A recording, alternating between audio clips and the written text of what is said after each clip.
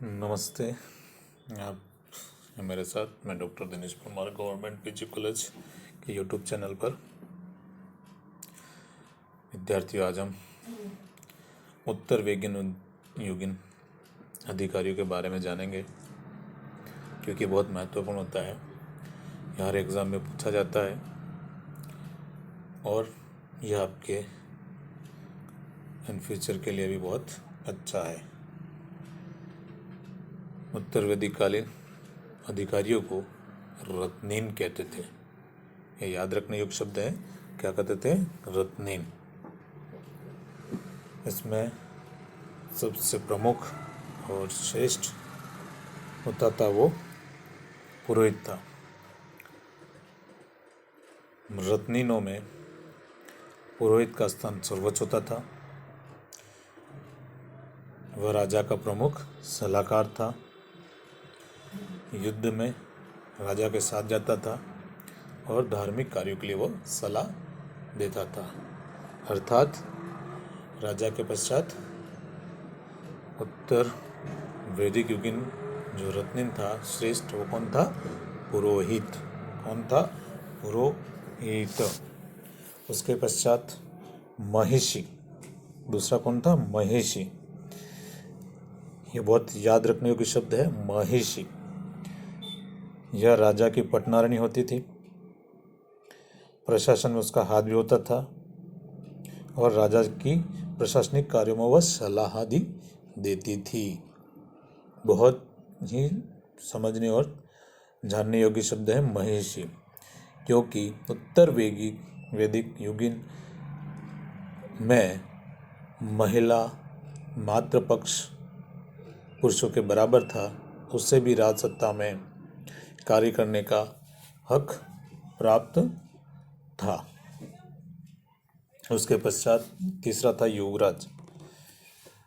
राजा के अपने जीवन में ही अपने ज्येष्ठ पुत्र को युवराज घोषित कर दिया जाता था और उसे प्रशासनिक कार्यों में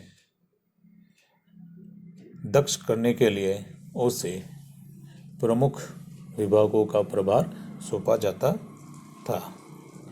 उसके पश्चात चौथा था सूत। ये बहुत इम्पोर्टेंट है। सूत का कौन सा स्थान था उत्तर वैदिक युगीन रत्नीनों में? तो चतुर्थ। पुरोहित, युवराज, महारानी, युवराज। उसके पश्चात जो श्रेष्ठ पद था वो सूत का था। सूत का तो होता है रथ चालक,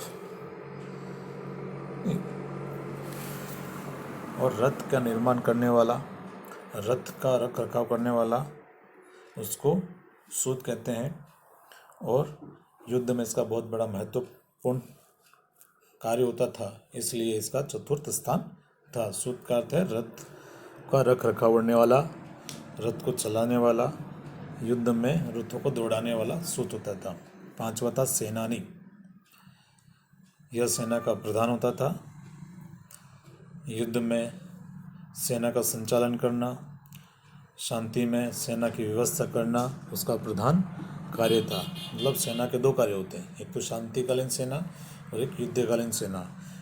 युद्ध के समय तो सब जानते हैं युद्ध होता है, और शांति काल में सेना का क्या उपयोग करना, जैसे सामाजिक कार्यों में, सांस्कृतिक कार्यों में, है ना, धार्मिक कार्यों में जो लगाए जाना, उसका प्रमुख कार्य होता था। सेनानी पांचवा रत्नीन था। उसके पश्चात छठा ग्रामीणी। यह ग्राम का स्वामी था। वर्तमान युग में हम उसको सरपंच कह सकते हैं, चौधरी कह सकते हैं।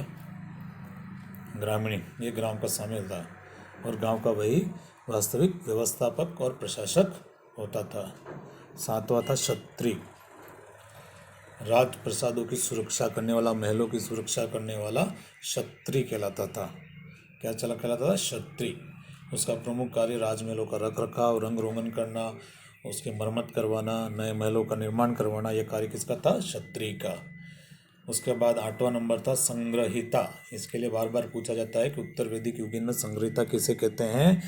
इसका अर्थ है यह राज्य का कोषाध्यक्ष होता था। कोष का संचालन करने वाला, राजस्व का संग्रहण करने वाला, कोष की निगरानी करने वाला क्या कहलाता है? संग्रहिता। संग्रहिता का मतलब इकट्ठा करना, किसको इकट्ठा करना, राजस्व को इकट्ठा करना क्या कहलाता है, संग्रहिता। उसके पश्चात 9वां है भागदूत। भूमि कर को वसूल करना उसका प्रमुख कार्य था। भागदूत मतलब राजस्व को इकट्ठा करने वाला, ऋण को इकट्ठा करने वाला, राजस्व को इकट्ठा करने वाला क्या था, भागदूत। 10वां है अक्षवाप, पासे खेलना, शतरंज का प्रमुख साधन, मनोरंजन का प्रमुख साधन अक्षवाप कहलाता है। और 11वां है पागालक, पालागल। पालागल का अर्थ है राजा का मित्र, विदूषक। ये उत्तर वैदिक युगीन प्रमुख अधिकारी हैं जिन्हें रत्नीन कहा जाता है। धन्यवाद।